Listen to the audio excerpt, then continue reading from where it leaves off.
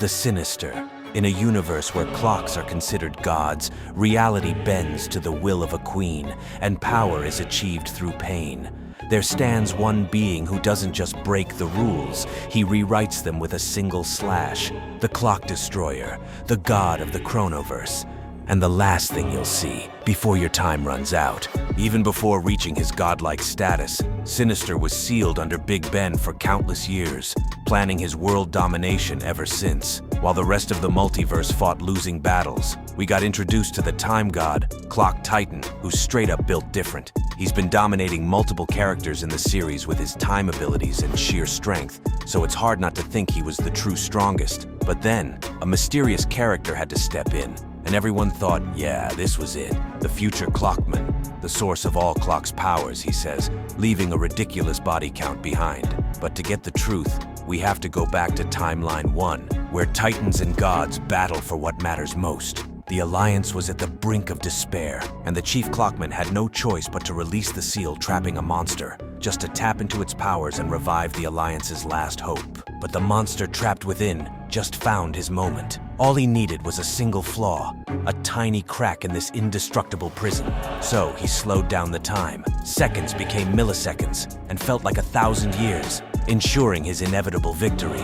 The monster finally became a god, and their worst nightmare just became reality. From that moment on, we got a glimpse of what true time manipulation feels like. Sinister has 10 levels of time stop, and his time abilities stretch as far as an entire galaxy. He possesses the Astral Sword, a mythical weapon owned by the legend himself, Champion Clock, the only rival worthy enough to stand on the same battlefield as Sinister. This sword completely ignores all rules, and its slashes are irreversible. One little cut with this, and it's pretty much over. Sinister could use illusions. I know, it might sound pretty basic, but wait till you see how he uses them.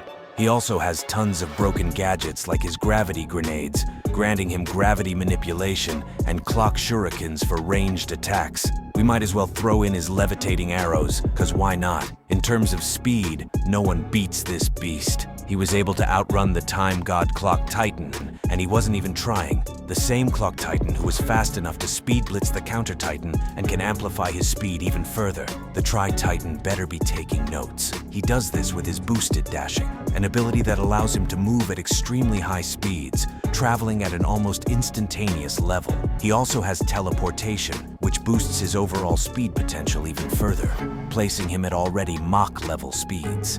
And he does all this while standing at a whopping 300 meters in length. Then, the time came for him to put these abilities to the test. As the battle between the mutants and Alliance began, the clock was already ticking. But not gonna lie, the mutants really cooked, because we got to see the G-Man Apocalypse, a monstrosity driven by rage who completely dominates the battlefield. Even his core blast alone rains down nukes on his opponents. But this isn't why we're here, because amidst all that chaos, a monster is about to rise, one who would rewrite history and put an end to all wars. But the strongest only gets to face the true strongest, which is why the Clock Titan is drawn by this immeasurable power. Then he goes into the battlefield, only to be completely outscaled. He sees an aura in the form of storm and lightning, time abilities reaching up into the galaxy. The sky darkens, binding chains shatter, and rising from the ashes is the god of the Chronoverse himself, Sinister.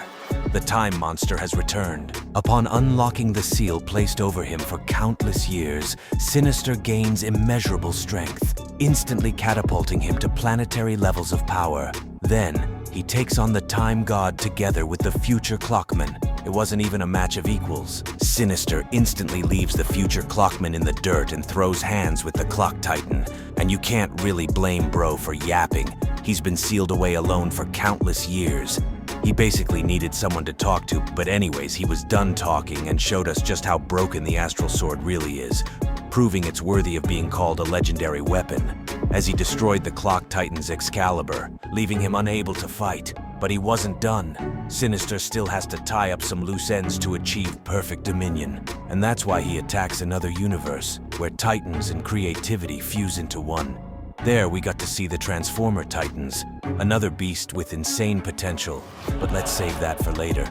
Sinister also violated these guys and whipped out his final trump card, the one thing that gave him the title, God of the Chronoverse. His time nuke, a destructive weapon that can only be activated with godlike powers and completely turns everything to dust, destroying an entire universe. But wait, is this guy trying to stop it? Nah, that's what I thought. 'Cause no matter how hard you try, he's always gonna be one step ahead. Sinister isn't just a clock, he is time itself. He doesn't ask for permission, he rewrites the fight. And when the universe throws its worst at him, Sinister laughs as he throws it right back. Overall, Sinister would scale to universal with instantaneous speed. Tell me in the comments which character you want to see next, and drop a like and subscribe if you enjoyed this one. Also, check out this video to see what happens if Sinister invaded the Skibidi Wars.